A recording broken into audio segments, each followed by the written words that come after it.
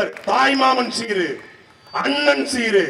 எங்க அண்ணன் சொன்னாரு, நான் வந்தால் எங்கள் தெய்வ திருமகனார் முத்துராமலிங்கத்திற்கு 13 கிலோ தங்கம் போட்டிருக்காங்க. அவர் ஆளே தங்கம், அவருக்கு எதுக்குடா தங்கம்?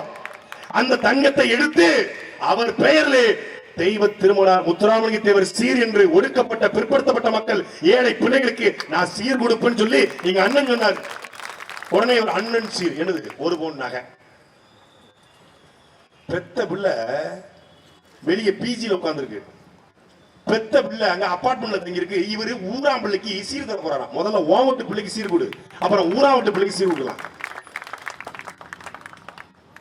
வீடு கொடுப்போம், கார் கொடுப்போம், பைக் கொடுப்போம், அதெல்லாம் இருக்கட்டும். உங்க மனைவி வீட்டுக்குள்ள இடம் இருக்கிறாங்க, அதை கொடுங்க. அப்புறம் மற்றது கொடுக்கலாம். ஒரு காமெடி பீஸ். அப்போ ஒரு உயர்ந்த நோக்கம் இருக்கணும். ஒரு தலைவன் என்பவன் உயர்ந்த யார் தலைவன்? முதல்ல திமுக மனசாட்சியோட கேட்போம், யார் தலைவன்? ஏன் தலைவன் பேர் இருந்துச்சு? எவன் துணிந்து தலையை கொடுக்க வருகிறானோ அவனே தலைவன். அதனாலதான் தலைவன். நீ போய் செய் என்று சொல்பவன் முதலாளி, வா நாம் இணைந்து போராடுவோம் என்று அழைப்பவனே தலைவன். அப்படி தமிழ்நாட்டினுடைய எல்லா களத்திலையும்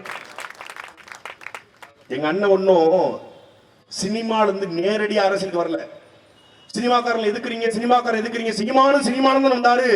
சீமானு மாயாண்டி குடும்பத்தார் நடிச்சார்ல, சீமானு தம்பி இயக்குனர்ல. எங்க அண்ணன் திரையிலிருந்து வந்தாரா இல்லை சிறையிலிருந்து வந்தாரா என்பதை அறிவார்ந்த மக்கள் சிந்திச்சு பார்க்கணும்.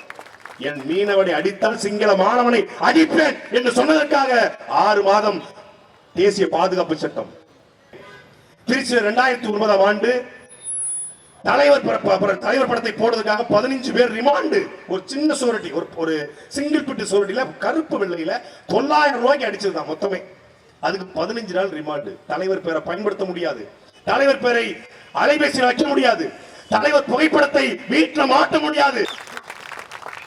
அப்படி இத்தாலியில் பிறந்த சோனியா அன்னையாகலாம், குஜராத்தில் பிறந்த காந்தி தாத்தாவாகலாம், காஷ்மீரில் பிறந்த நேரு மாமாவாகலாம். என் சொந்த ரத்தம் பிரபாகரன் அண்ணனாக கூடாதா என்று கேட்டவர் எங்க சீமான். அதை கேட்டதற்காக தேசிய பாதுகாப்பு சட்டம். இப்படி தொடர்ச்சியா கருணாநிதி அரசு பிடிச்சு உள்ள போட்டுச்சு. அப்பதான் என்னை போன்ற இளைஞர்கள் பார்த்து யாரு சீமான் கைது, இயக்குனர் சீமான் கைது.